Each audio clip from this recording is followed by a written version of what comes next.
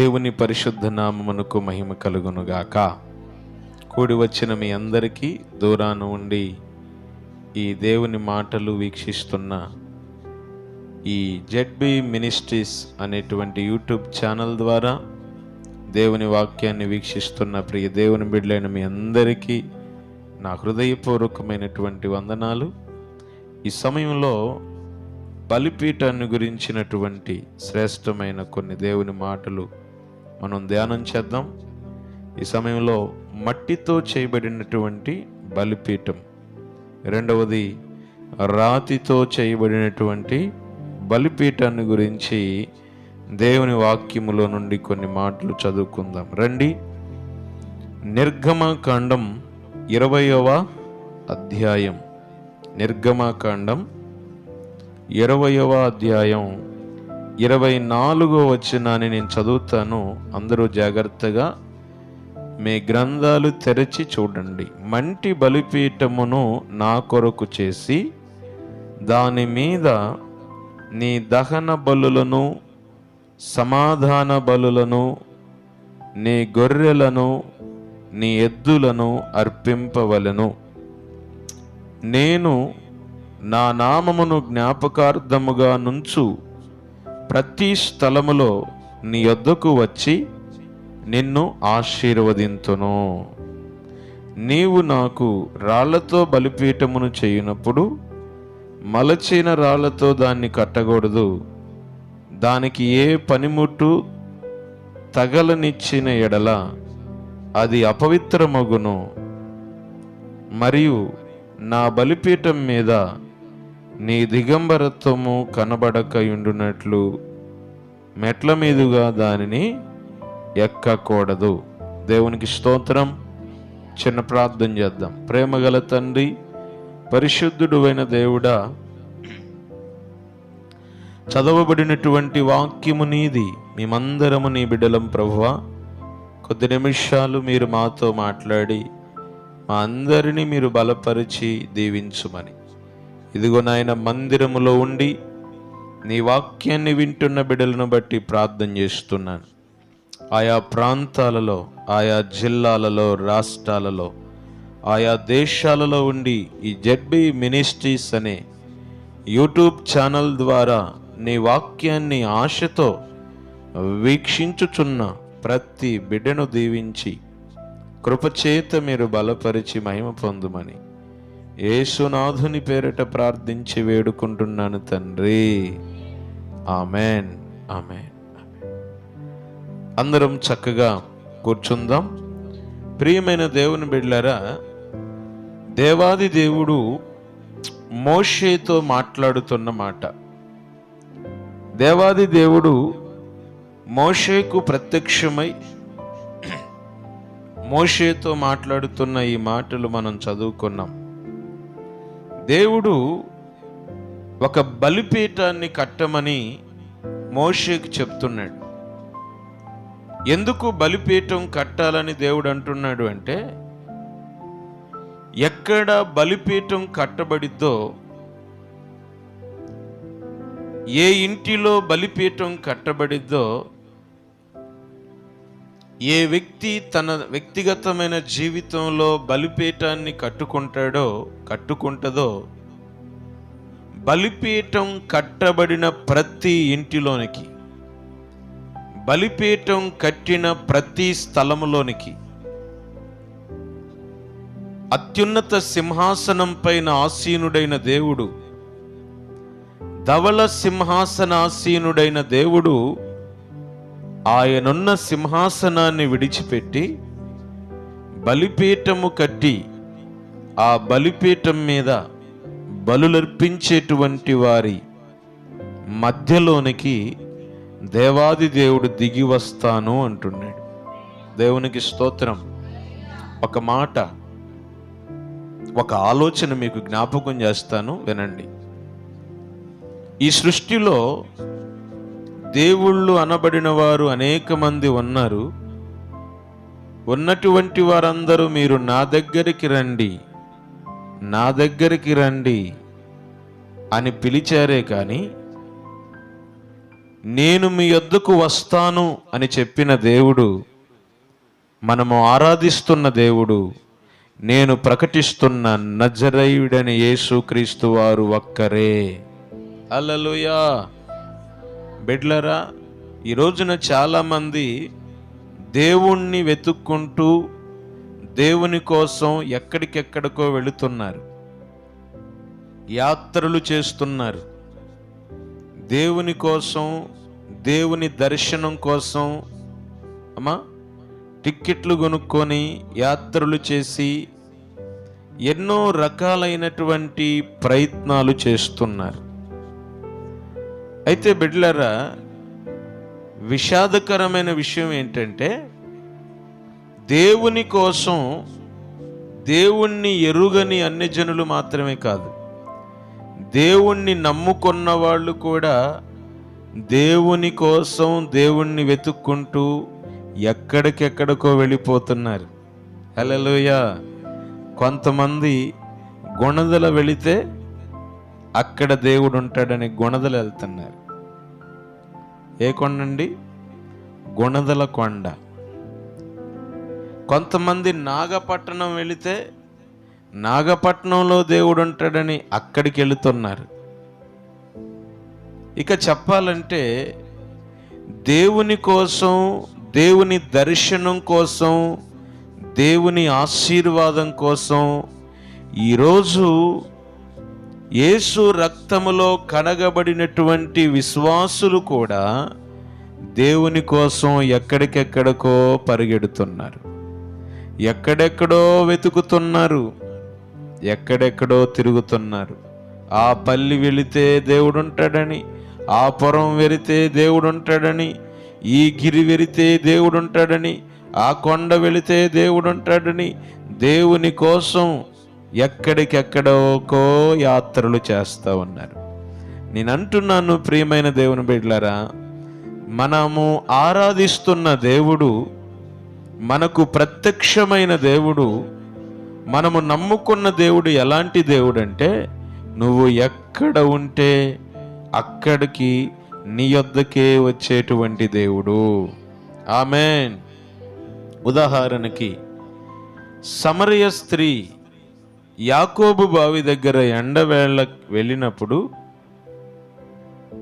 సమరయ స్త్రీ యేసయ్య దగ్గరికి వచ్చిందా? యేసయ్య సమరయ స్త్రీ దగ్గరికి వెళ్ళాడా? యేసయ్యే సమరయ స్త్రీ దగ్గరికి వెళ్ళాడు. దేవుడు సమరయ స్త్రీని దర్శించాడు. దేవుడు సమరయ స్త్రీతో మాట్లాడాడు. దేవునికి స్తోత్రం. అలాగనే జక్కయ్య యేసును కలుసుకోవాలని వెళ్ళాడు, కానీ జక్కయ్య యేసు దగ్గరికి వెళ్ళలేకపోయాడు. కానీ యేసయ్యే జక్కయ్య ఉన్న చెట్టు దగ్గరకు వచ్చాడు. స్తోత్రం చెప్పండి. హల్లెలూయా. యెరూషలేము పట్టణము నుండి యెరికో పట్టణానికి ప్రయాణమై వెళ్ళేటువంటి ఈ వ్యక్తి దొంగల చేత చెక్కబడి, దోచుకొనబడి, మరి కొట్టబడి, గాయపరచబడి, కొన ప్రాణముతో ఉన్నటువంటి ఈ యొక్క యాత్రికుడు దగ్గరికి మంచి సమరయుడుగా ప్రభు అయిన యేసుక్రీస్తు వారు వచ్చారు. దేవునికి స్తోత్రం.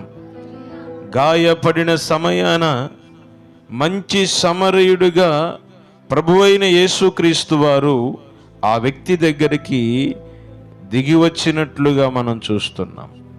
ఇలాగున మనం బైబిల్ గ్రంథములో మనం చూసుకుంటూ వెళితే యేసుక్రీస్తు ప్రభుల వారు ఆయా సందర్భాలలో, ఆయా సన్నివేశాలలో ఆయనే అనేకులను కలుసుకున్నట్లుగా మనం చూస్తున్నాం. శిష్యులు ఒక గదిలో ఉన్నప్పుడు శిష్యులు యేసు ప్రభు దగ్గరికి వెళ్ళలేదు, కానీ యేసు ప్రభువే శిష్యుల మధ్యలోనికి వచ్చాడు, తన్ను తాను ప్రత్యక్షపరుచుకున్నాడు. దేవునికి స్తోత్రం. పేతురు గలిలయ సముద్ర తీరాన చేపలు పడక వేదనతో, కన్నీటితో, దుఃఖముతో తన వలలు కడుక్కుంటున్నప్పుడు, పేతురు యోహానులు వారి వలలు కడుక్కుంటున్నప్పుడు గలిలయ సముద్ర తీరమున నడుచుకుంటూ వారి దగ్గరికి వచ్చి వారికి సువర్తమానాన్ని ప్రకటించి విస్తారమైన చేపలు పట్టేటట్టుగా దేవుడు చేశాడు. స్తోత్రం చెప్పండి. హల్లెలూయా. ఇలా ఎన్నని చెప్పమంటారు, ఏమని చెప్పమంటారు? యేసు క్రీస్తు ప్రభుల వారు, ఆయనే మన కోసం పరలోకము నుండి భూమి మీదికి మన కోసం దిగి వచ్చిన దేవుడు. దేవునికి స్తోత్రం. ఆయన మన యొద్దకు దిగి వస్తానంటున్నాడు. ఆయన మన్ని కలుసుకుంటాను అంటాడు. అయితే దేవుడు మన యొద్దకు వచ్చి, దేవుడు మన్ని ఆశీర్వదించి, ఆయన రక్తముతో మన్ని కడిగి, మన పాపములు క్షమించి, మన్ని మోక్షమునకు వారసులుగా ప్రభువు చెయ్యాలి అంటే మనం ఏం చేయాలో తెలుసా? ఆయన కోసం ఒక బలిపీఠాన్ని కట్టాలి. హల్లెలూయా. ఏం కట్టాలరా? చెప్పండి చెప్పండి, ఏం కట్టాలి? ఒక బలిపీఠాన్ని కట్టాలి. బలిపీఠము కట్టిన ఇంటికే ప్రభు దిగి వస్తాడు. ఏ ఇంటిలో బలిపీఠం ఉంటుందో, ఏ వ్యక్తి తన వ్యక్తిగత జీవితంలో బలిపీఠము అనుభవంలోకి వస్తాడో, బలిపీఠం ఉన్న స్థలములలోనికి దేవుడు దిగి వస్తాడు. బలిపీఠం ఉన్న దగ్గర ఆశీర్వాదం ఇస్తాడు. బలిపీఠం ఉన్న దగ్గర పాప క్షమాపణ ఇస్తాడు. బలిపీఠం ఉన్న దగ్గర రక్షణ కలుగజేస్తాడు. బలిపీఠం ఉన్న స్థలములలో, బలిపీఠం ఉన్న గృహములలో నెమ్మదిని దేవుడు ఇస్తాడు. స్తోత్రం చెప్పండి. హల్లెలూయా. అయితే ఈ బలిపీఠాన్ని ఎలా కట్టాలి అంటే మట్టితో బలిపీఠం కట్టాలి. చెప్పండి, ఎలా కట్టాలి? మట్టితో బలిపీఠాన్ని కట్టాలి. ఎందుకు దేవుడు మోషేకు మట్టితో బలిపీఠం కట్టమన్నాడు అని మనం ఆలోచన చేసినట్లయితే, ఈ భూ ప్రపంచములో వెండి ఉంది, బంగారం ఉంది, వజ్రములున్నాయి, వైడూర్యాలున్నాయి, మనులున్నాయి, మాణిక్యములున్నాయి, ఎంతో విలువైన పగడములున్నాయి, ముత్యములున్నాయి, ఎన్నో ఎన్నో విలువైనవి ఉన్నాయి.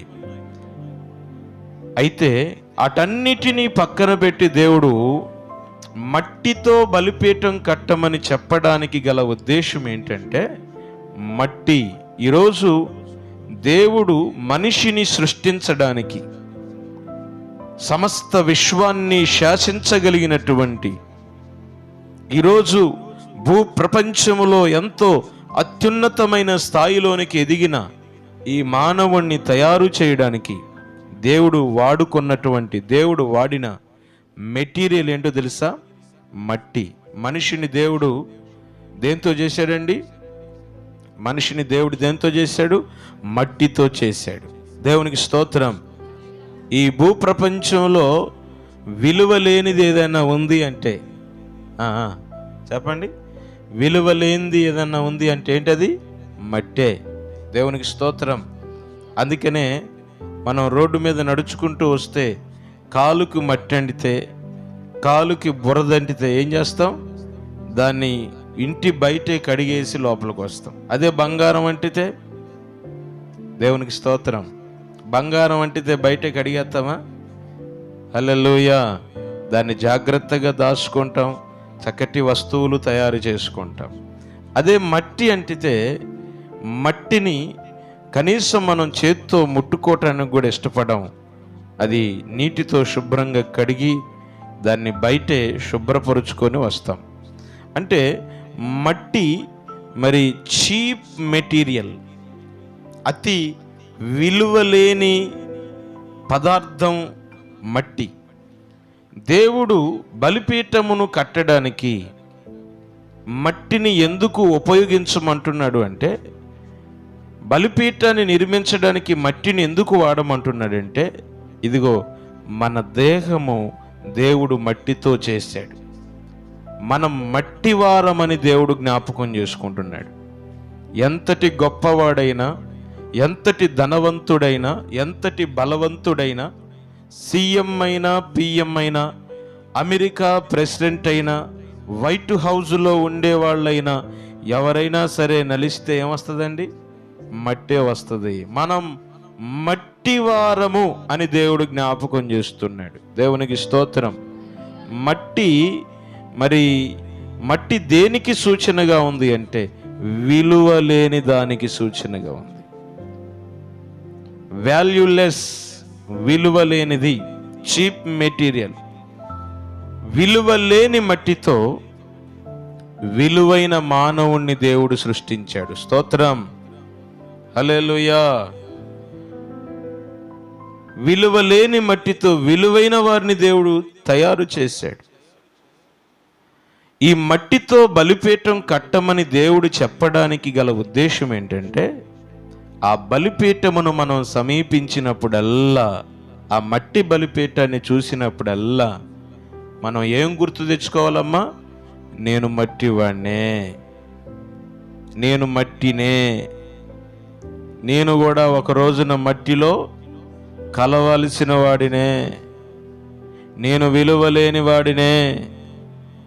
ఆస్తులున్నా, ఐశ్వర్యములున్నా, మేడలున్నా, మిద్దెలున్నా, మనులున్నా, మాణిక్యములున్నా, పట్టు పరుపు పైన పొర్లిన, బంగారు ఊయలలో ఊగిన, చలువరాతి బండలలో తిరిగిన, ఏసీ రూముల్లో ఉన్న ఎంతటి వాడునైనా, ఎంతటి గనుడైనైనా మట్టి బలిపీఠమును చూచినప్పుడల్లా మనం ఏమి జ్ఞాపకం చేసుకోవాలంటే, నేను మట్టి వాడనే. దేవునికి స్తోత్రం, హల్లెలూయా. నేను మట్టిదానని, నేను మట్టివాడని. We are all cheap. నువ్వెంతటి గనుడువైనా, నువ్వెంతటి గొప్పవాడవైనా, నువ్వెంతటి ఉన్నతమైన దానివైనా, నువ్వు మట్టిలో నుంచి వచ్చావని జ్ఞాపకం చేసుకోవాలి. రెండవది, మరలా నువ్వు మరణించిన తర్వాత మట్టిలోనికి వెళ్ళేవాడివే అని జ్ఞాపకం చేసుకోవాలి. దేవునికి స్తోత్రం. మట్టితో దేవుడు బలిపీఠాన్ని చెయ్యమనడానికి గల ఉద్దేశం ఏంటంటే, మనము ఎంతటి స్థాయిలోనికి వెదిగినా, మనము ఎంతటి ఉన్నతమైన స్థాయిలోనికి వెదిగినా, ఇదిగో నేను మట్టిదాన్నే అనేటువంటి సంగతిని మరిచిపోకూడదు, నేను మట్టివాడినే అనే సంగతిని మరిచిపోకూడదని దేవుని యొక్క ప్రణాళిక ఉంది. అంటే నేను మట్టిని, నువ్వు ఎంత ఎత్తుకు ఎదిగినప్పుడు కూడా ఒకటి మనిషి మరిచిపోకూడదు, నేను మట్టివాడిని, నేను మట్టిదాన్ని అనే సంగతిని తలుచుకొని దీన మనస్సు కలిగి ఉండాలి. దేవునికి స్తోత్రం. ఏ మనస్సు కలిగి ఉండాలి? తగ్గింపు మనస్సు కలిగి ఉండాలి, విధేయత కలిగి ఉండాలి. నువ్వెంతటి ఉన్నతమైన స్థాయిలోనికి వెళ్ళినా, దేశపు యొక్క ఉన్నతమైన స్థలములపైకి ఎక్కించబడిన, ఇదిగో మంటి బలిపీఠమును నువ్వు కట్టినప్పుడు, మంటి బలిపీఠమును నువ్వు సమీపించినప్పుడు నీ స్థితిని నువ్వు జ్ఞాపకం చేసుకోవాలి. నీ మొదటి స్థితిని నువ్వు జ్ఞాపకం చేసుకోవాలి.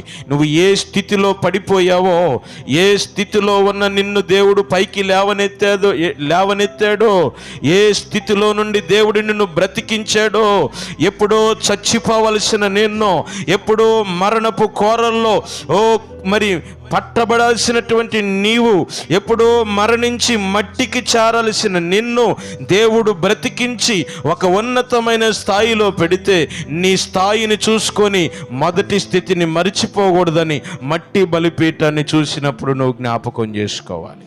హల్లెలూయా. అందుకనే ప్రకటన గ్రంథంలో ప్రభు అంటాడు, నువ్వు ఏ స్థితిలో నుంచి పడిపోయావో ఆ మొదటి స్థితిని జ్ఞాపకము చేసుకొని మారు మనస్సు పొందుము. హల్లెలూయా. ఇదిగో స్థితి మారినా, గతి మారినా నీ మొదటి స్థితి నీవు మరవకూడదు, నీ పూర్వపు స్థితి నువ్వు మరవకూడదు. ఈరోజు కొంతమంది మంచి ఉద్యోగం వచ్చిందని, ఆస్తి పెరిగిందని, ఐశ్వర్యం పెరిగిందని, బిడ్డలు మంచి ఉద్యోగాలు చేస్తున్నారని దేవుడు చేసిన కార్యాలు మరిచిపోయి, దేవుడు చేసినటువంటి మేలులు మరిచిపోయి కృతజ్ఞత లేని వారిగా జీవిస్తున్నారు. దేవునికి స్తోత్రం. దేవుని సన్నిధిలో విధేయత కలిగి జీవించాల్సినటువంటి వారు తమకున్న ధనాన్ని బట్టి, తమకున్న ఆస్తులను బట్టి, తమకున్న పేరును బట్టి, పలుకుబడిని బట్టి గర్వముతో వెర్రవీగుతూ ఉన్నటువంటి పరిస్థితులను మనం ఈరోజు చూస్తున్నాం. నా ప్రియమైనటువంటి దేవుని సంఘమా, నా ప్రియమైన సహోదరి, నా ప్రియమైన సహోదరుడా, నువ్వు ఏ స్థితిలో నుండి బ్రతికావో ఆ మొదటి స్థితిని నువ్వు మట్టి బలిపీఠము కట్టినప్పుడు, మట్టి బలిపీఠమును చేరినప్పుడు, నేను మట్టినే, నేను మన్నే అనే సంగతి నువ్వు జ్ఞాపకం చేసుకొని నువ్వు దీన మనస్సు కలిగి ఉండాలి, కానీ ఏ విషయములో మనం అతిశయించకూడదు, ఏ విషయములో మనము గర్వించకూడదు. చూడండి, యెషయా గ్రంథం 57వ అధ్యాయంలో మనం గమనించినట్లయితే అక్కడ రాయబడినటువంటి ఒక అద్భుతమైన మాట చూడండి. యెషయా గ్రంథం, మహాగణుడును మహోన్నతుడును పరిశుద్ధుడును నిత్య నివాసి అయినటువంటి వాడు ఇలాగు సెలవిచ్చుచున్నాడు, నేను మహోన్నతమైన పరిశుద్ధ స్థలములలో నివసించువాడును, అయినను వినయము గల వారి ప్రాణమును ఉజ్జీవింపచేయుటకును నలిగిన వారి ప్రాణములను ఉజ్జీవింపచేయుటకును వినయము గలవారి యొద్దను దీన మనస్సు గలవారి యొద్దను నివసించుచున్నాను. స్తోత్రం చెప్పండి. ఆయన ఎక్కడికి వస్తాడంట? వినయము గలవారి యొద్దకి. నేను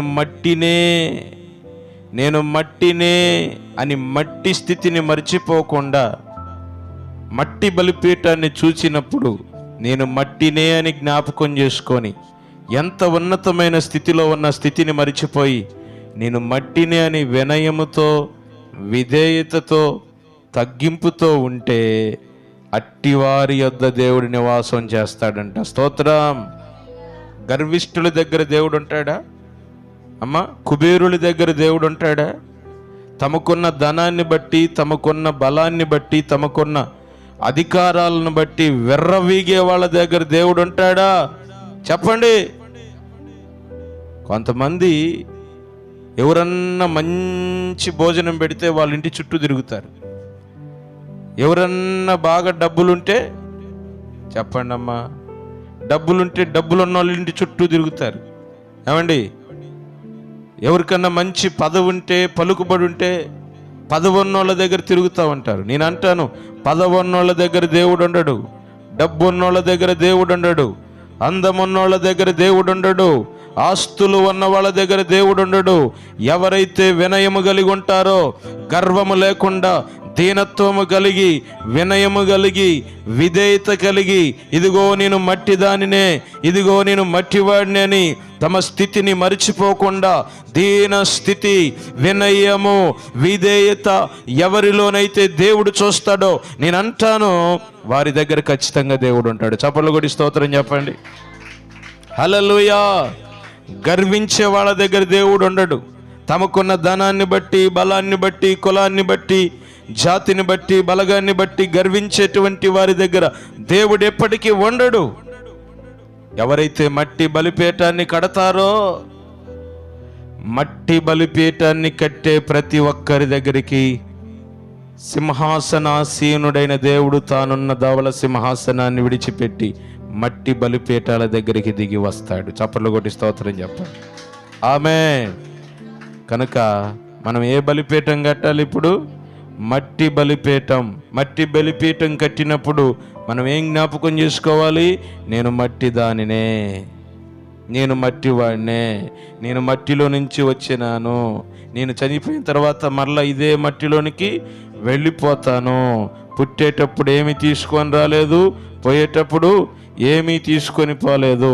నేనంతా, నాకున్నదంతా మన్నే మన్నే మన్నే అని జ్ఞాపకం చేసుకొని బ్రతుకు దినములన్నిటిలో దీనత్వము, వినయము, విధేయత కలిగి జీవిస్తే అలాంటి వారి దగ్గరికి ప్రభువు దిగి వస్తాడు. హల్లెలూయా. చేతులెత్తి చెప్పండి, హల్లెలూయా. యేసయ్య ఎప్పుడు కూడా గర్వించి, మాట ఎదిరికించి, మాట వినకుండా ఉండే వాళ్ళ దగ్గరికి రాడు. గర్వముతో నింపబడి పొగరుబోతు మాటలు మాట్లాడుతూ, చెప్పిన మాట వినకుండా, దేవుడు చెప్పిన మాట ఎదరికించే వాళ్ళ దగ్గరికి దేవుడు రాడు. ఎవరైతే దేవుని మాటకు విధేయులైతారో, దేవుని మాటను ఎవరైతే వినయ మనస్సుతో అంగీకరిస్తారో వాళ్ళ దగ్గరికి దేవుడు వస్తాడు. స్తోత్రం చెప్పండి. హల్లెలూయా.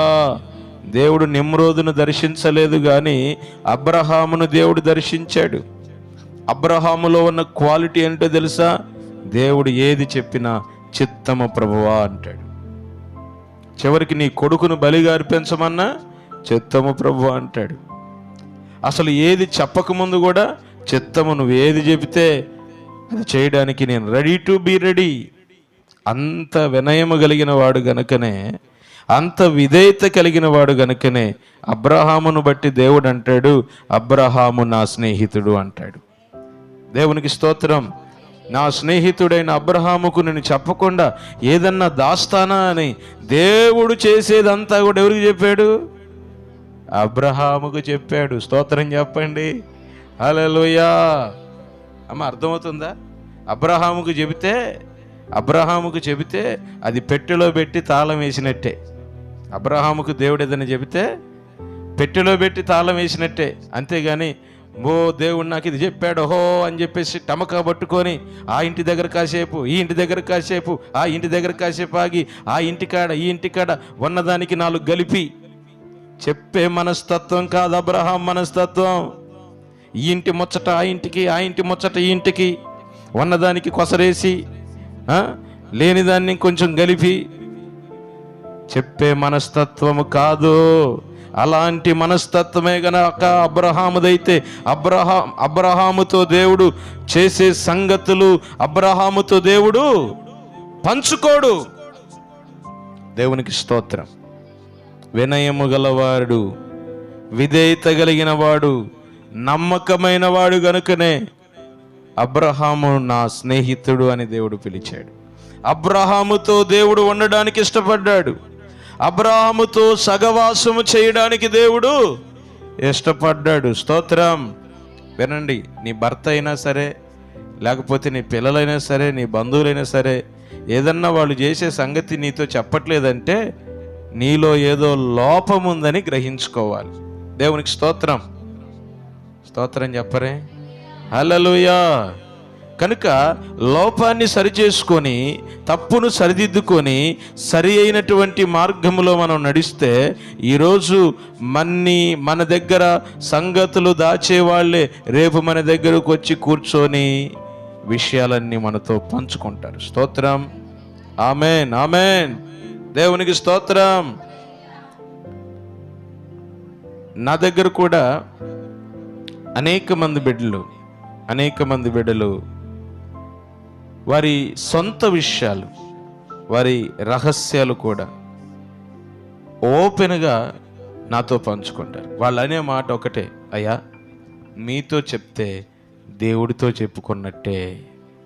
దేవునికి స్తోత్రం. అర్థమవుతుందా? బిడ్డలారా గమనించండి, మన దగ్గరకు వచ్చి ఎవరన్నా వేరే వ్యక్తి గురించి చెడుగా మాట్లాడుతున్నారంటే బీ కేర్ఫుల్, జాగ్రత్త.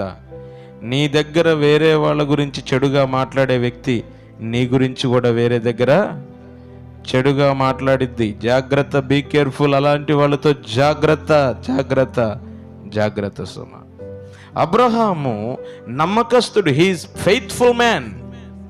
ఆయన నమ్మకస్తుడైన వాడిగా ఉన్నాడు, దేవునికి నమ్మకమైన వాడిగా ఉన్నాడు, విధేయత కలిగిన వాడిగా ఉన్నాడు. అందుకనే అబ్రహాముతో స్నేహం చేయడానికి దేవుడు దిగి వచ్చాడు. అబ్రహాం ఎప్పుడు కూడా నేను మట్టివాడిని. నా బిడ్డలారా, మట్టి బలిపీఠాలు ఏ ఇంటిలో ఉంటాయో, దీనత్వము ఎక్కడుంటాదో, విధేయత ఎక్కడుంటాదో, వినయము ఎక్కడుంటాదో అక్కడ వినయమున్న ప్రతి స్థలములో దీన మనస్సు కలిగిన వారితో, వినయము కలిగిన వారితో నా యేసయ్య ఉండడానికి ఇష్టపడుతున్నాడు. స్తోత్రం చెప్పండి. నెంబర్ 2, రెండవ బలిపీఠం. ఇది చెప్పేసి నేను ప్రార్థన చేస్తాను. చూడండి బిడ్డలారా, రెండవదిగా 25వ వచనం,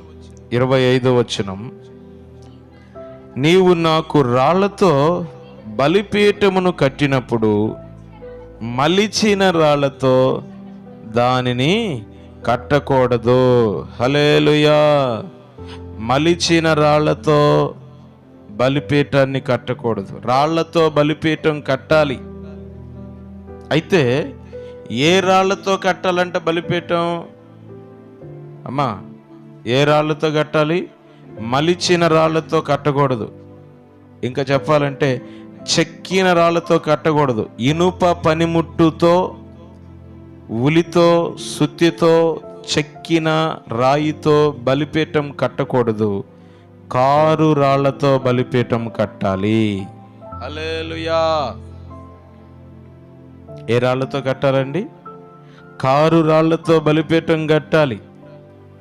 అంటే బలిపీఠమునకు ఉపయోగించబడే రాయి, బలిపీఠముకు ఉపయోగించబడే రాయికి ఏ పనిముట్టు తగలకూడదు? ఇనుప పనిముట్టు తగలకూడదు. ఇనుప పనిముట్టు తగిలితే అదేమైందంట? అపవిత్రమైతుంది. బలిపీఠం అపవిత్రపరచబడిద్ది. కనుక నీవు బలిపీఠమును కట్టినప్పుడు రాళ్లతో నువ్వు బలిపీఠం కట్టాలి. రాళ్లతో నువ్వు బలిపీఠం కట్టినప్పుడు మలిచిన రాళ్లతో నువ్వు కట్టకూడదు. ఇనుప పనిముట్టు తగిలిన రాళ్లతో నువ్వు బలిపీఠం కట్టకూడదు. ఎందుకు? బలిపీఠం కట్టే రాయికి ఇనుప పనిముట్టు తగలకూడదు అని దేవుడు అంటున్నాడంటే, ఇనుప పనిముట్లు ప్రారంభించడానికి, ఇనుప పనిముట్లు తయారు చేయడానికి, ఇనుప పనిముట్లను తయారు చేసినటువంటి ఒక వ్యక్తి ఉన్నాడు. ఆ ఇనుప పనిముట్లు తయారు చేసినటువంటి వ్యక్తిని గురించి ఒకసారి మనం ఆలోచన చేద్దాం. చూడండి, పరిశుద్ధ బైబిల్ గ్రంథంలో ఆదికాండము, రండి దేవుని యొక్క వాక్యములో నుండి ఆదికాండము 4వ అధ్యాయము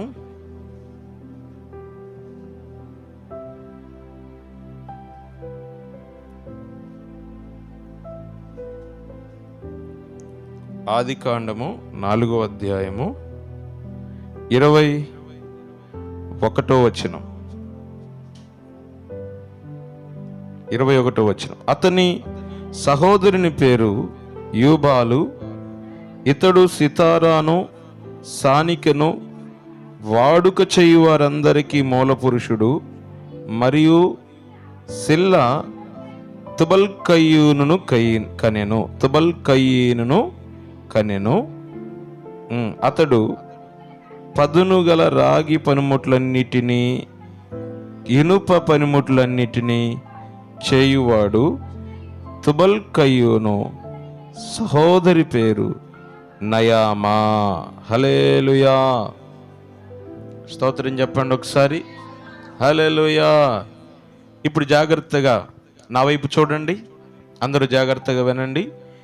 ఇనుప పనిముట్లు తయారు చేయడానికి మూల కారకుడు, అంటే ఇనుప పనిముట్లు, రాగి పనిముట్లు తయారు చేసినటువంటి మొట్టమొదటి వ్యక్తి, ఆయన పేరేంటి చెప్పండి?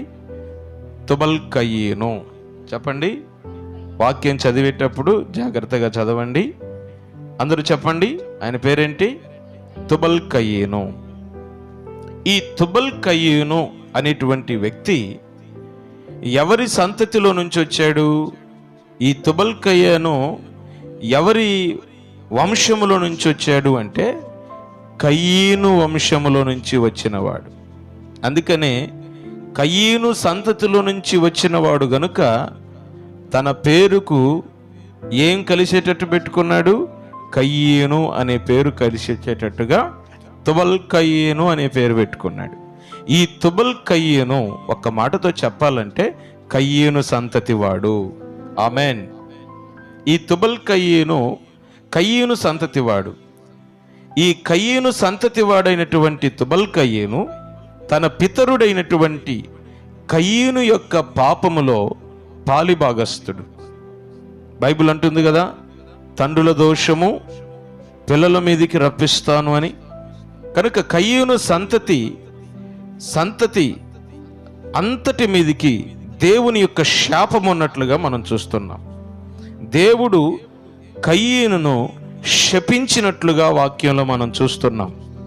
కయ్యూను దేశదిమ్మరిగా ఉంటాడు అని మనం చూసాం. దేవునికి స్తోత్రం. నన్ను క్షమించండి, ఈరోజు కూడా మనం చూస్తాం రోడ్లమ్మటి అక్కడక్కడ గుడారాలు వేసుకొని ఇనుప పనిముట్లు చేసేవాళ్ళు మనకు కనపడతారు. అర్థమవుతుందండి? దేవునికి స్తోత్రం. ఇనుప పనిముట్లు సాన పెట్టేటువంటి వారు, ఆ పనిముట్లు తయారు చేసేటువంటి వారు. ఎక్కడి నుంచి వచ్చింది ఈ సంతతి అంటే, ఇది కయ్యూని యొక్క సంతతి. వారు ఈరోజు ఈ ఊర్లో గుడారం వేస్తే రేపు ఇంకో ఊర్లో గుడారం వేస్తారు. వాళ్ళ నివాసము స్థిరమైంది కాదు, వాళ్ళ గుడారము స్థిరమైంది కాదు. దేవుడు కయ్యూనును శపించినప్పుడు చెప్పాడు, నీవు దేశదిమ్మరివై తిరుగుదువు అన్నాడు. ఆమేన్. ఈ కయ్యూను శపించబడినటువంటి వాడు. కయ్యూను సంతతిలో నుంచి వచ్చిన జనులందరూ కూడా శపించబడినటువంటి వారు. వినండి, శపించబడిన వారి చేతులతో చేయబడిన ఇనప పనిముట్టు రాయికి తగిలితే ఆ రాయి ఏమైపోద్ది? అపవిత్రమైపోద్ది. స్తోత్రం చెప్పండి, చేతులెత్తి చెప్దాం. శపించబడినటువంటి వాని చేతులతో వచ్చినది శాపగ్రస్తమైనది. పాపము చేయువాడు చేతుల నుంచి వచ్చినది అపవిత్రమైనది. అందుకనే బిడ్డలారా, మనం దేవుని వాక్యాన్ని వినేటప్పుడు, దేవుని సన్నిధికి వచ్చి ప్రభు శరీరం తీసుకునేటప్పుడు, ఆయన రక్తమును మనం త్రాగేటప్పుడు మనం పవిత్రంగా ఉండాలి. ప్రభు శరీరాన్ని మనకి పంచే, ప్రభు రక్తాన్ని మనకి పంచే దైవ సేవకుడు, యాజకుడు కూడా పవిత్రముగా ఉండాలి. అపవిత్రుని చేతిలోనిది సమస్తము అపవిత్రమే. కొంతమంది ఇద్దరు భార్యలను పెట్టుకొని ఇద్దరు భార్యలను మెయింటైన్ చేస్తూ, ఇద్దరు భార్యలు ఉండటం తప్ప అండి? తప్ప కదా? ఏంది అట్ట చూస్తారేందండి మీరు? దేవునికి స్తోత్రం. ప్రతి వానికి ఒకే భార్య ఉండాలి. భార్య బ్రతికొండగా వేరొక స్త్రీని కలుచుకున్నవాడు తనతో ఏం చేస్తున్నాడు? వ్యభిచరిస్తున్నాడు. వ్యభిచారులు, అబద్ధికులు, మాంత్రికులు, నరహంతకులు, విగ్రహారాధికులు అందరూ నిత్య అగ్నిగుండమునకు వెళ్ళిపోతారు. దేవునికి స్తోత్రం.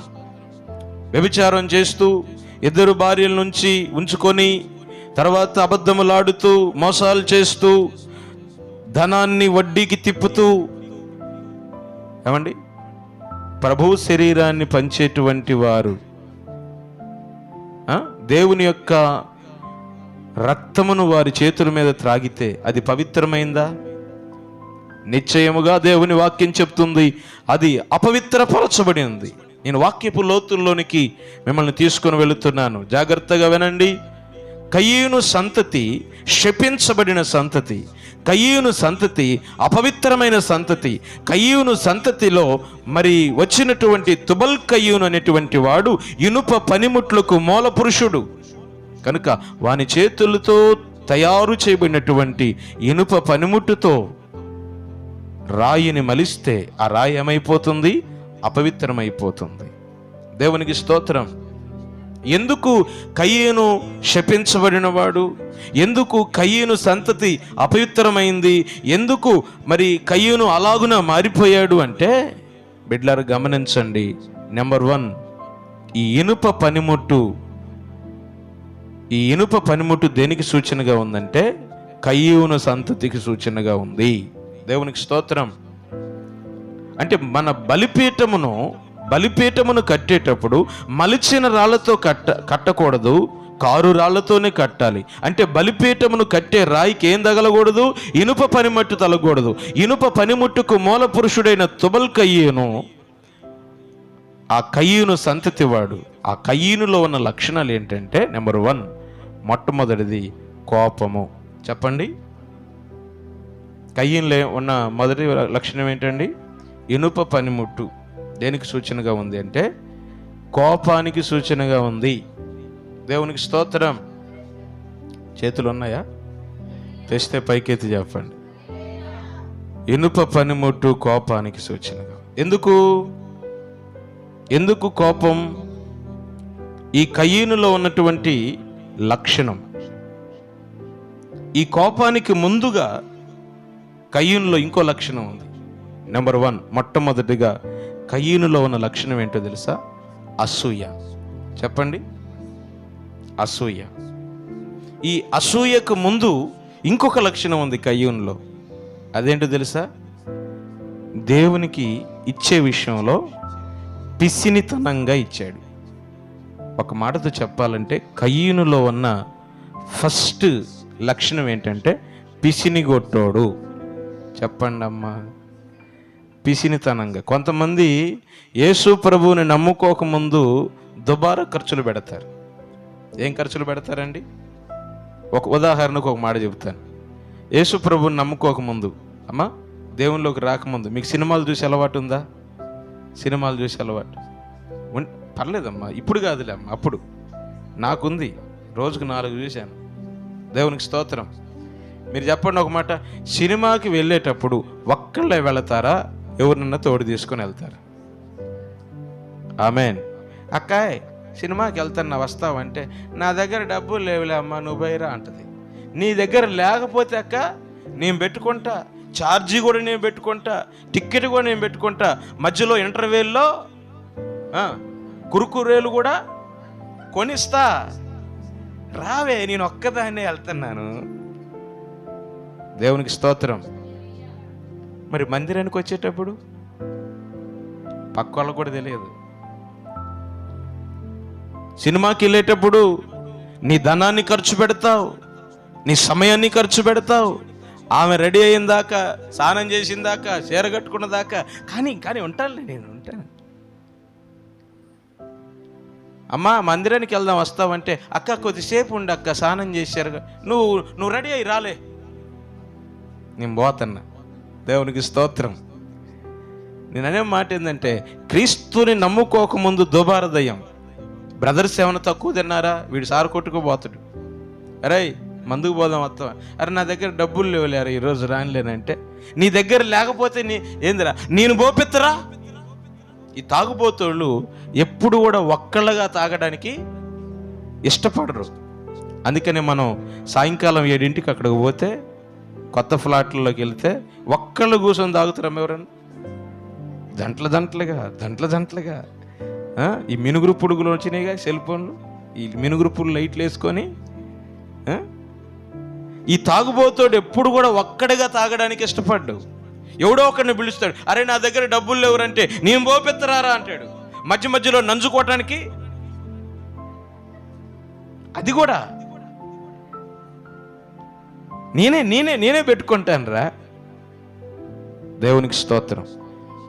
యేసు ప్రభువుని నమ్ముకోకముందు దుబారా ఏందండి? యేసు ప్రభువుని నమ్ముకోకముందు దుబార దయ్యం. ఏ దయ్యం అంటే అది దుబార దయ్యం. దేవునికి స్తోత్రం. కానీ యేసు ప్రభువుని నమ్ముకున్న తర్వాత, మందిరానికి వచ్చిన తర్వాత ఏ దయ్యం పట్టిద్దంట? పిసినిగొట్టు దయ్యం. దేవునికి స్తోత్రం.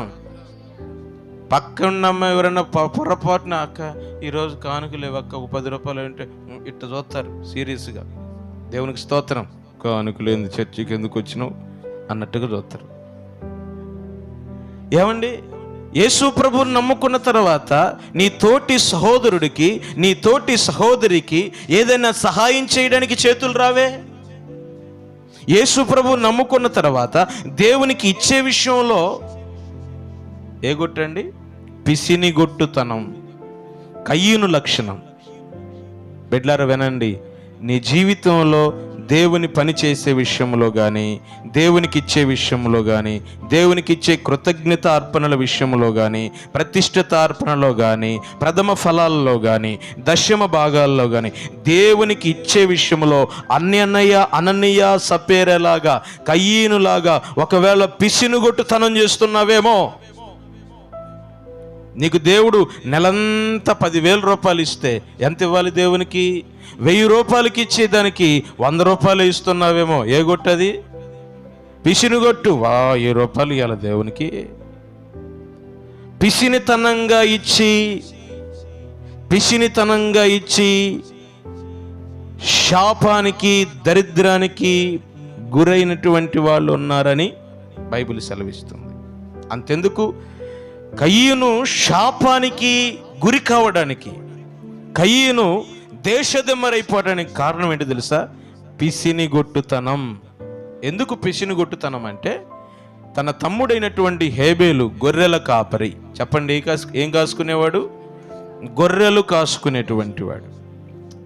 తన అన్న అయినటువంటి ఈ కయీను వ్యవసాయదారుడు. చెప్పండి, వ్యవసాయం అంటే మరి టమాటాలు, దోసకాయలు, వంకాయలు, వడ్లు, బియ్యము, గోధుమలు ఇవన్నీ పండించేటువంటి వాడు, వ్యవసాయదారుడు. ఇప్పుడు దేవునికి బలర్పించే సమయానికి హేబేలు వెళ్ళి తన గొర్రెల మందలన్నిటిలో శ్రేష్టమైన గొర్రె, అమ్మా శ్రేష్టమైన గొర్రె అంటే కుంటిది కాదు అమ్మా, లేకపోతే మరి మచ్చలున్నది కాదు, గోనిది కాదు. దేవునికి స్తోత్రం. ఇగో ఈ గొర్రె కొంచెం కుంటుతుంది, ఇది గనక మంచిగా బతికితే ఇది యేసు ప్రభు మందిరానికే ఇస్తా. దేవునికి స్తోత్రం. కుంటి గొర్రె కాదు, గూని గొర్రె కాదు, రోగం ఉంది కాదు, జబ్బున్నది కాదు. గొర్రెల మందంతా తిరిగి హేబేలు ఏ గొర్రె తెచ్చిండమ్మా? శ్రేష్టమైన గొర్రెను తీసుకొచ్చాడు. కానీ కయ్యను ఏం చేశాడు తెలుసా? తన పంటలో నుంచి తాలుడ్లు, పుచ్చిపోయిన గోధుమలు, పాచిపోయిన టమాటీలు, పుచ్చుబట్టిన వంకాయలు ఇవన్నీ ఏరుకొని ఒక 2-3 బస్తాలు తెచ్చి నేను దేవునికి బలర్పిస్తున్నాను అన్నాడు. దేవునికి స్తోత్రం. నేను అంటానమ్మా, దేవునికి మనం ఇచ్చేది అది ఏదైనా సరే శ్రేష్టమైనది ఇవ్వాలి. మనం దేవునికి ఇచ్చే విషయంలో ప్రథమమైనది ఇవ్వాలి. వాక్యోపదేశం పొందువాడు ఉపదేశించువానికి మంచి పదార్థములలో, మనం అంతా తిన్న తర్వాత, అంతా అయిపోయిన తర్వాత, ఇంట్లో ఉన్న వాళ్ళందరూ తిన్న తర్వాత మిగిలితే ఈ కూర పాస్టర్ గారి కన్నా ఇచ్చేద్దాం, మిగిలిపోయిందిగా మరి ఎప్పుడు ఇవ్వాలా? నువ్వు తిన్న తర్వాత, నువ్వు బిర్రుగా తిన్న తర్వాత, చేతులు కడుక్కున్న తర్వాత మరి మిగిలిపోతే ఇచ్చేది దేవునికి శ్రేష్టమైంది కాదు. దేవునికి స్తోత్రం. నువ్వు కూర వండుతుండగానే, కూర పొయ్యి మీద ఉడుకుతుండగానే అది శ్రేష్టమైన పదార్థం అయితే పొయ్యి మీద నుంచి చట్టి దించకముందే దైవ సేవకునికి భాగం తీసి, దేవునికి భాగము తీసి ఆ తర్వాతే మనం తినాలి. స్తోత్రం చెప్పండి. ఆ తర్వాతనే మనం భుజించాలి. ఆ తర్వాత తిన్నదంతా రుచికరంగా ఉంటుంది, తిన్నాక ఆరోగ్యకరంగా ఉంటుంది. ఆమేన్. స్తోత్రం చెప్పండి. ఇప్పుడు కయీను ఏం చేశాడు? దేవునికి ఇచ్చాడు. కానీ ఎలా ఇచ్చాడంటే, తనకు ఉపయోగము లేనివి, తనకు అమ్ముడు పోనివి, మార్కెట్కి తీసుకపోతే వాల్యూ పలకనివి అన్నీ తీసుకొచ్చి పిసినితనంగా దేవునికి అర్పించాడు. దేవుడు కూడా చూస్తాడండి.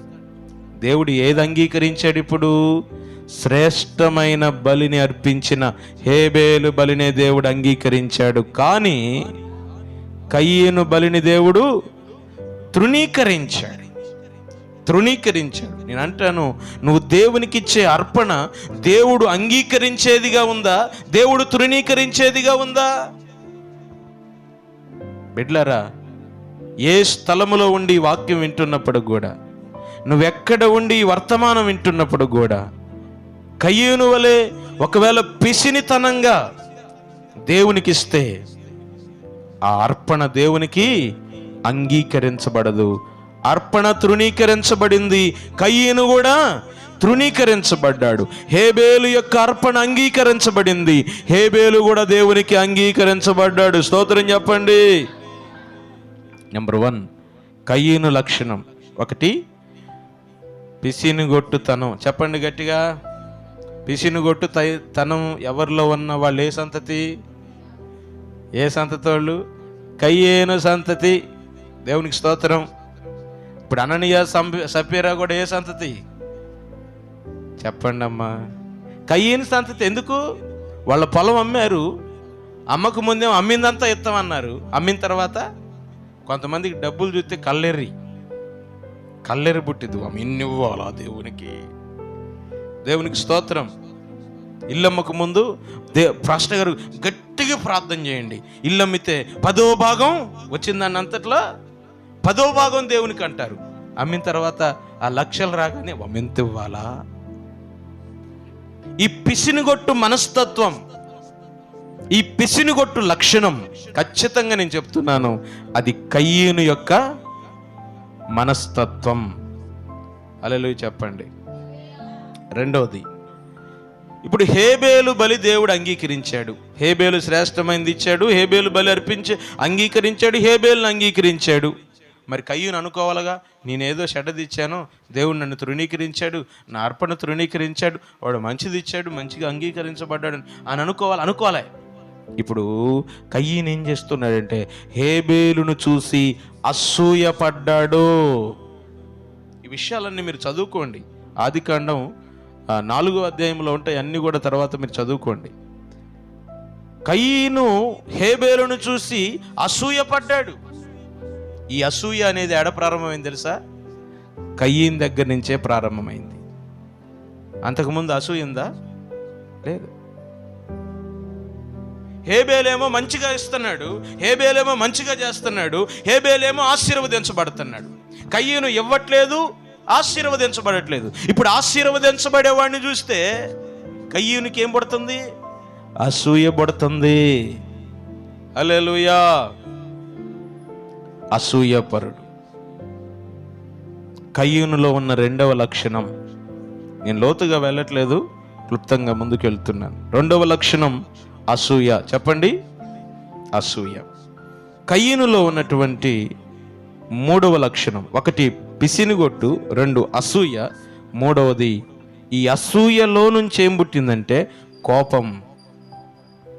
ఇప్పుడు చూడండి, సౌలుకు కూడా దావీదును చూస్తే ఏం పుట్టింది? అసూయ పుట్టింది. ఈ అసూయలో నుంచి సౌలుకు వచ్చిన ఆలోచన ఏంటి? దావీదును ఎలాగైనా చంపాలి. దావీదును చూసినప్పుడు తన ఈట తీసి దావీదును చంపడానికి ఇసిరి వేశాడు. దేవుడు సౌలు యొక్క ఈట నుండి దావీదును తప్పించాడు. హల్లెలూయా. అసూయ పరులు ఎప్పుడు కూడా ఇతరులను చంపడానికో, లేకపోతే ఇతరులను తిట్టడానికో, లేకపోతే ఇతరులని బాధించడానికో వాళ్ళల్లో వచ్చేటువంటి మూడవ లక్షణం ఏంటంటే కోపము. స్తోత్రం చెప్పండి. హల్లెలూయా. కొంతమంది కోపంతో మరి పక్కన వాళ్ళని చూస్తే అసూయతో, కోపంతో పళ్ళు పటపట కొరుకుతారు. దేవునికి స్తోత్రం. ఈ అసూయతో ఇక్కడ పళ్ళు కొరికే వాళ్ళందరూ అక్కడ కూడా కొరుకుతారు. ఎందుకంటే ఇక్కడ ప్రాక్టీస్ అయింది కదా. ఇక్కడ ఏది ప్రాక్టీస్ చేస్తారో అక్కడ అది ప్రాక్టీస్ అన్నమాట. దేవునికి స్తోత్రం. అసూయతో పళ్ళు పటపట కొరికి వాళ్ళని డైరెక్ట్గా తిట్టలేక, వాళ్ళని డైరెక్ట్గా అనలేక, ఈ కుక్క ఎన్నడు పోద్దో ఏంటండి, ఈ కోడికి అన్నడు కొక్కెర రోగం వచ్చిద్దో, కోడి మీద పెట్టి, కుక్క మీద పెట్టి, పిల్లి మీద పెట్టి, లేకపోతే పాపం ఏం ఎరగని అన్యం పుణ్యం ఎరగని కాకి వచ్చి కావు అంటే ఈ కాకి ఎప్పుడు నా ఇల్లే దొరికిద్ది. దేవునికి స్తోత్రం చెప్పండి. కోపం, పిసినిగొట్టుతనం, అసూయ, దాంట్లో నుంచి వచ్చేటువంటిది కోపం. ప్రతి మనిషి 99% మంది పాపము ఎక్కడ చేస్తున్నారంటే కోపంలోనే. అందుకని బైబిల్ అంటుంది, కోపపడుడి కానీ పాపం చేయకుడి. దేవునికి స్తోత్రం. ఇప్పుడు భార్య భర్తను తిడుతుందంటే ఏమొస్తే తిడుతుంది? కోపం వస్తే తిట్టింది. ఎన్నడు పోతాడో వీడి మొహం బోర్లియా. దేవునికి స్తోత్రం. కోపములో భర్తను తిట్టే భార్యలు, కోపములో భార్యలను కొట్టే భర్తలు. భర్త భార్యను కొడుతున్నాడంటే కారణం ఏంటి? కోపం. కోపములో పాపం, కోపములో బూతులు, కోపములో నరహత్య. ఇప్పుడు కయ్యనుకు కోపం వచ్చింది. కోపంలో ఏం చేశాడు? తన తమ్ముణ్ణి చంపివేశాడు. కయ్యను లక్షణం, 4వ లక్షణం ఏంటంటే నరహంతకుడు. తన సహోదరుణ్ణి ద్వేషించు ప్రతివాడు నరహంతకుడు. ఏ నరహంతకుని యందు నిత్య జీవముండదో. బిడ్లారా గమనించండి, నీ సహోదరుడు ఎవరైనా పర్వాలేదు, నీ చెల్లి ఎవరైనా పర్వాలేదు, నీ ఇరుగు పొరుగు వాళ్ళు ఎవరైనా పర్లేదు, వాళ్ళు ఎలాంటి వాళ్ళైనా పర్లేదు, వాళ్ళు భయంకరమైన రాక్షసులైనా పర్వాలేదు, వాళ్ళు ఎలాంటి వాళ్ళైనా పర్లేదు, కానీ నీ నోటితో వాళ్ళని పల్లెత్తి మాట కూడా అనకూడదు. పొర్రపాటున నువ్వు దూషించావా, వాళ్ళ తప్పు తర్వాత నీ నోటి మాటల ద్వారా నీవు శిక్షావిధికి లోనవుతున్నావు. కొంతమంది నోటి ద్వారా శిక్షకు లోనవుతున్నారు, నోటి మాటల ద్వారా శిక్షకు లోనవుతున్నారు. అనవసరమైన మాటలు, అనవసరమైన విషయాలు, అనవసరమైన వాటిల్లో తలదూర్చి భయంకరమైన శిక్షకు లోనవుతున్నారు. ఇదిగో, నీ పక్కనోళ్ళు ఎవరైనా సరే, వాళ్ళు భయంకరమైన వ్యభిచారం చేసినా పర్లేదు, వాళ్ళు భయంకరమైన తాగుబోతులైన వాళ్ళు ఎవరైనా సరే, కానీ నీవు వాళ్ళ గురించి ఎట్టి పరిస్థితుల్లో చెడుగా మాట్లాడకూడదు, చెడుగా వాళ్ళ గురించి తలంచకూడదు. చేతనైతే వాళ్ళ కోసం మోకరించి ప్రార్థన చేయి. ప్రభువా, ఆ బిడ్డను మార్చయ్యా, ప్రభువా ఆ కుమారుణ్ణి మార్చయ్యా, ప్రభువా ఆ సహోదరుణ్ణి మార్చయ్యా, ఆ సహోదరిని మార్చయ్యా అని దేవుని దగ్గర మొరపెట్టు. అంతేగాని ఆ ఇంటికి వెళ్ళి ఈ ఇంటికి వెళ్ళి ఇది విన్నావా, ఇది చూసావా, పలానా మట్ట పలానా మెట్టని వాళ్ళ గురించి వీళ్ళ గురించి చాడీలు చెప్పి అనవసరంగా నోరు పారేసుకొని భయంకరమైన శిక్ష నీ దేహమునకు నీ కుటుంబానికి కలగజేసుకునేంత పని నువ్వు చేసుకోమా. తన సహోదరుణ్ణి దూషించు ప్రతివాడు నరహంతకుడు. నువ్వు కత్తి పట్టనవసరం లేదు, ఈట పట్టనవసరం లేదు. నీ నోటి మాటల ద్వారానే నువ్వెవరు అవుతున్నావు తెలుసా? నరహంతకుడు అవుతున్నావు, నరహంతకురాలు అవుతున్నావు. నా ప్రియ దేవుని బిడ్డలారా, కయ్యను లక్షణం 4వది నరహంతకుడు. దేవునికి స్తోత్రం. కయ్యను యొక్క ఆఖరి లక్షణం అతి భార్య తత్వం. తుబల్ కయ్యను 2 భార్యలను చేసుకున్నటువంటి దేవునికి స్తోత్రం. కయ్యను సంతతిలో ఉన్న 5వ లక్షణం ఏంటో తెలుసా? అతి భార్య తత్వం. అంటే ఒక్క భార్యతో సంతృప్తి లేదు. అతి భార్య తత్వం, అతి భార్య తత్వం. ఈరోజు హృదయం కదిలిస్తున్న వార్తలు, మనస్సును చెలింపజేస్తున్న విషయాలు. 60 సంవత్సరాల కురువృద్ధుడు 9 సంవత్సరాల చిన్న పసిగందును ఆగం చేస్తున్న వార్తలు. కన్న తండ్రి కాల ఎముడై కన్న బిడ్డను కాటేస్తున్నటువంటి వార్తలు. బిడ్డలారా, ఎంత భయంకరమైన పరిస్థితులు. నన్ను క్షమించండి, ఇలాంటి భయంకరమైన దుర్వార్తలు. కురు వృద్ధుడు చిన్న పసి పిల్లలని కూడా చూడకుండా ఈ కామాంధులు కామము చేత కళ్ళు మూసుకొని పోయి, బిడ్డెవరో తెలియక చిన్న బిడ్డలనే చూడకుండా కామముతో కళ్ళు మూసుకొని పోయి కామాంధులుగా అనేక మంది బిడ్డలను కాటేస్తున్న సర్పాలు వీళ్ళు. సమాజంలో సర్పాలు. బిడ్డలారా, రోజు వార్తలు చూస్తున్నప్పుడు గుండెలు పిండబడుతున్నాయి, గుండెలు బాధించబడుతున్నాయి, హృదయము వేదనతో నిండిపోతుంది. ఇలాంటి భయంకరమైన పరిస్థితులు ఎక్కడి నుంచి వచ్చింది ఈ సంతతి? కట్టుకున్న భార్యతో తృప్తి లేకుండా పరాయి స్త్రీలతో వెళ్ళి కట్టుకున్న భర్తతో తృప్తి లేకుండా పరాయి పురుషుడితో అక్రమ సంబంధాలు పెట్టుకొని కట్టుకున్న భర్తలనే కడతేర్చుచున్నటువంటి ఈ భయంకరమైన లోకం యాడిది సంతతి? కయ్యేను సంతతి. కయ్యేను సంతతి. బహుభార్య తత్వం, బహుభర్త తత్వం. ఈ కయ్యేను లక్షణాలు కలిగి ఈ ఇనుప పనిముట్లు తయారు చేసినటువంటి ఈ కయ్యూను సంతతికి సూచనగా ఉన్న ఈ ఇనుప పనిముట్టు. దేవునికి స్తోత్రం. బలిపీఠమును కట్టేటువంటి రాయికి తగిలితే అదేమవుతుంది? అపవిత్రమవుతుంది. ఈ కయ్యూను లక్షణాలు ఏ వ్యక్తిలో ఉంటాయో ఆ వ్యక్తి అపవిత్రుడవుతున్నాడు. కయ్యూను లక్షణాలు కలిగి, కయ్యూలు లక్షణాలతో కలిగి బలిపీఠాన్ని కడితే ఆ బలిపీఠం అపవిత్రమవుతుంది. స్తోత్రం చెప్పండి. చేతులెత్తి చెప్దాం. కనుక బిడ్లారా, అందుకనే మలచిన రాళ్లతో ఇనుప పనిముట్లు ఆ రాయికి తగలకూడదు. అంటే కయ్యూను లక్షణాలు నీకు ఉండకూడదు. ఒక బలిపీఠం అంటే నీలో ఏముండకూడదండి? చెప్పండి అమ్మా. కయ్యూను లక్షణాలు నీలో ఉండకూడదు. దేవునికి స్తోత్రం. ఇక ఆఖరిగా నేను ముగిస్తున్నాను. ఆఖరిగా చూడండి. నెంబర్ 1, మట్టితో బలిపీఠం కట్టాలి. మట్టి బలిపీఠం దేనికి సూచనగా ఉందంటే తగ్గింపుకు, దీనత్వానికి, వినయానికి, విధేయతకు సూచనగా ఉంది.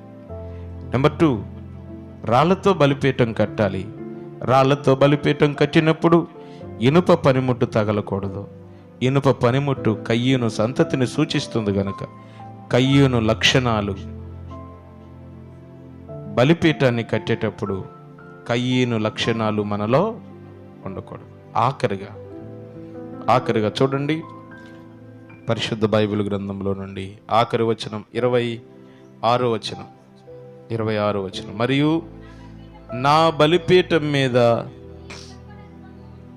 నీ దిగంబరత్వము కనబడకుండా ఉండునట్లు మెట్ల మీదుగా దానిని ఎక్కకూడదు. స్తోత్రం చెప్పండి. బలిపీఠం దగ్గర ఏం కనపడకూడదంటండి?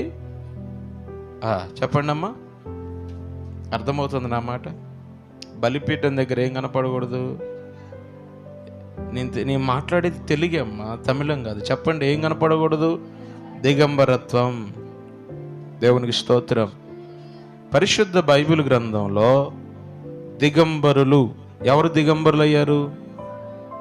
అవ్వ ఆదాములు. అంతకుముందు వాళ్ళు మహిమ వస్త్రాలతో అలంకరించబడ్డారు. తర్వాత వాళ్ళు దిగంబరులు అయ్యారు. ఎందుకు వీళ్ళు దిగంబరులు అయ్యారు? దేవుని యొక్క ఆజ్ఞను అతిక్రమించి తినవద్దు అన్న పండు తిన్నారు. ఇప్పుడు పండు తినటములో, పండులో అపవిత్రత ఉందా? ఆజ్ఞ అతిక్రమంలో అపవిత్రత ఉందా అంటే నెంబర్ 1, ఆజ్ఞ అతిక్రమములోనే అపవిత్రత ఉంది. స్తోత్రం చెప్పండి. హల్లెలూయా. ఇప్పుడు దేవుడు చెప్పాడు నీవు అక్కడికి ఆ ఫంక్షన్కి వెళ్ళొద్దు, ఆ భోజనం చేయకూడదు. కొంతమందికి అర్థం కాని మాట ఏంటంటే, ఆలోచన ఏంటంటే, భోజనం చేస్తే ఏమైందండి? తింటే వస్తుందా పాపం? భోజనంలో ఏమీ లేదు. భోజనం చెయ్యకూడదు అనేది దేవుని ఆజ్ఞ. స్తోత్రం చెప్పండి. తిండిలో ఏమీ లేదు, తినకూడదు అనేది దేవుని ఆజ్ఞ. ఇప్పుడు అర్థమైందా మీకు? దేవునికి స్తోత్రం.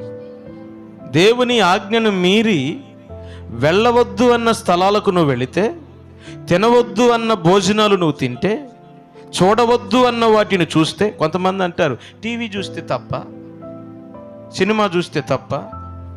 పాపం అండి, పాపం. అది పాపం కాదు, కానీ చూడొద్దు అన్నది దేవుని ఆజ్ఞ. అర్థమవుతుందండి? తినొద్దు అన్నది దేవుని ఆజ్ఞ, వెళ్ళొద్దు అన్నది దేవుని ఆజ్ఞ.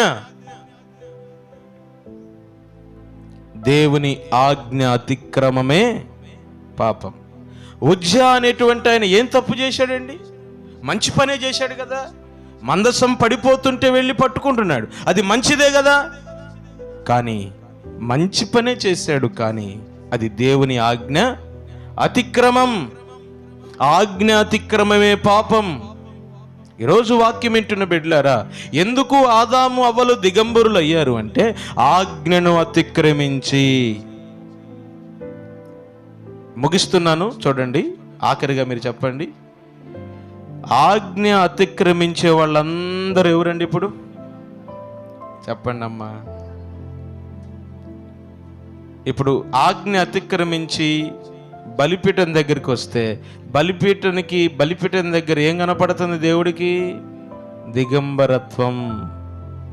అందుకనే దేవుడు అంటాడు, నీ దిగంబరత్వం బలిపీఠము దగ్గర కనపడకూడదు. అంటే బలిపీఠం కట్టేటప్పుడు ప్రతి ఒక్క వ్యక్తి దిగంబరిగా ఉండకూడదు. నీ దిగంబరత్వం బలిపీఠమునకు కనపడకూడదు. అంటే బలిపీఠమును కట్టేవాడు దిగంబరిగా ఉండకూడదు, బలిపీఠము కట్టేవారు దిగంబరులుగా ఉండకూడదు. ఎవరు దిగంబరులు? ఆజ్ఞను అతిక్రమించేవాడు. నువ్వు ఆజ్ఞను అతిక్రమించి నేను కూడా బలిపీఠం కడుతున్నాను అంటే ఆ బలిపీఠం దేవుని దృష్టికి రోషము పుట్టేచేదిగా ఉంటుంది. కనుక నువ్వు బలిపీఠాన్ని కట్టేటప్పుడు నీ దిగంబరత్వాన్ని కనపడకుండా నువ్వు జాగ్రత్త పడాలి. అంటే నువ్వు దేవుని ఆజ్ఞను అతిక్రమించకూడదు. బైబిల్ అంటుంది 6 దినాలు నువ్వు కష్టపడి నీ పనంతా చేసుకోవచ్చు. నీ జీవనోపాధి కోసం, నీ పట్ట కోసం, నీ బతుకు తెరువు కోసం 6 రోజులు నువ్వు కష్టపడి నీ పనంతా చేసుకో. 7వ దినం విశ్రాంతి దినం. ఆ దినమున నువ్వు ఏ పని చేయకూడదు. విశ్రాంతి దినమును నువ్వు పరిశుద్ధముగా ఆచరించుటకు జ్ఞాపకం ఉంచుకో. సింపుల్గా మీకు చెప్తున్నాను, ఆదివారం ప్రార్థనకు రాకుండా పనికి వెళ్తే తప్ప? చెప్పండి అమ్మా, ఎందుకు తప్పు? పనికి వెళ్ళటంలో తప్పు లేదు, పని చేయటంలో తప్పు లేదు. కానీ పని చేయటం దేవుని ఆజ్ఞ అతిక్రమించటం. ఇక్కడ ఉన్నవాళ్ళు కానీ దూరంగా ఉండి వాక్యం వింటున్న వాళ్ళందరూ గమనించండి. ఆదివారం దేవుని సన్నిధికి వచ్చి ఆరాధించకుండా తమ సొంత పనులు చేసుకునేవాళ్ళు, ఫంక్షన్లు చేసుకునేవాళ్ళు అందరూ ఎవరు? చెప్పండి. ఆదివారం మందిరానికి రాని వాళ్ళందరూ ఎవరు? జయపాలయ్య గారు చెప్పే మాట కాదు ఇది. అవ్వ ఆదాములు ఆజ్ఞను అతిక్రమించి దిగంబరులైనట్టుగా ఈరోజు ఆదివారం దేవుని ఆజ్ఞను అతిక్రమించి పని చేసుకునే వాళ్ళందరూ దేవుని దృష్టిలో దిగంబరులు. దేవునికి స్తోత్రం. అబద్ధము ఆడేవాళ్ళు దిగంబరులు. తమ పొరుగు వానిది ఆశించేవాళ్ళు దిగంబరులు. దొంగలు దిగంబరులు. వ్యభిచారులు దిగంబరులు. 10వ భాగం దేవునికి ఇవ్వవలసినటువంటి 10వ భాగం దేవునికి ఇవ్వని వాళ్ళందరూ దిగంబరులు. దేవునికి స్తోత్రం. దేవుని వాక్యం ఇంత స్పష్టంగా చెప్తుంది. నీ దిగంబరత్వం బలిపీఠమునకు కనపడకుండా జాగ్రత్త పడు. దేవుడు ఇచ్చినటువంటి రక్షణ వస్త్రమును మనం ధరించుకుందుముగాక. దేవుని ఆజ్ఞను అనుసరించిన వారందరికీ వారి దిగంబరత్వాన్ని కప్పడానికి దేవుడు రక్షణ వస్త్రాన్ని ధరింపజేస్తున్నాడు. ఓ అవ్వ ఆదాముల యొక్క దిగంబరత్వాన్ని కప్పడానికి ఒక గొర్రె పిల్ల వారి కోసం బలి అయిపోయినట్టుగా మనము ఆజ్ఞ అతిక్రమించి చేసిన పాపములను బట్టి మన దిగంబరత్వాన్ని కప్పడానికి యేసు క్రీస్తు వారు గొల్గోతా కొండపైన ఆ సిలువ మ్రాణుపైన ఆయన మన కోసం బలి అయిపోయి రక్షణ వస్త్రమును సిద్ధపరిచాడు నీ దిగంబరత్వాన్ని కప్పడానికి. దేవునికి స్తోత్రం. ఆయన ఇచ్చిన రక్షణ వస్త్రాన్ని ధరించుకొని ఆయన ఆజ్ఞలను అనుసరిస్తూ ఆయన బలిపీఠాన్ని కట్టి, మట్టితో బలిపీఠాన్ని కట్టి, రాళ్లతో బలిపీఠాన్ని కట్టి, చెక్కతో రాగి రేకుతో పొదిగించబడిన బలిపీఠాన్ని కట్టి, ఆ బలిపీఠమైన యేసుని హత్తుకొని రక్షణ మార్గములో సాగి ప్రభు కృపను పొందుదుముగాక. మోకరించండి, కళ్ళు మూసుకోండి, దేవుని సన్నిధిలో ప్రార్థన చేద్దాం. ఇంతవరకు దేవుడు శ్రేష్టమైనటువంటి విషయాలు, అమూల్యమైనటువంటి విషయాలు ప్రభువు మనతో మాట్లాడుతూ వచ్చాడు. దేవుడు మనకు విలువైన దేవుని మాటలు అందించాడు. ఈ వాక్యములు, ఈ మాటలు వ్యర్థంగా పోనీయకుండా హృదయమనే పలకల మీద వ్రాసుకొని ఇదిగో మంటితో బలిపీఠాన్ని దేవునికి కట్టి, మలచిన రాళ్లతో కాక కారు రాళ్లతో, ఇనుప పనిముట్టు తగలనీయకుండా, అనగా కయ్యను లక్షణాలు మనకు అంటకుండా కారు రాళ్లతో బలిపీఠమును కట్టి, మన దిగంబరత్వం అనగా ఆజ్ఞ అతిక్రమం దేవుని సన్నిధిలో కనిపించకుండా రక్షణ వస్త్రములు ధరించుకొని ప్రభువుని స్తుతించి ఆయన రక్షణ మార్గములో సాగి బలిపీఠమైన యేసుక్రీస్తు వారిని హత్తుకొని, బలిపీఠము కొమ్ములు పట్టుకొని దేవుని ఉగ్రత నుండి తప్పించుకొని రక్షణ మార్గములో ముందుకు సాగి పరలోక రాజ్యమునకు వారసులమగునట్లుగా నూతన తీర్మానంతో ప్రార్థన చేద్దాం. అందరం కూడా ప్రార్థన చేసుకుందాం. స్తోత్రం.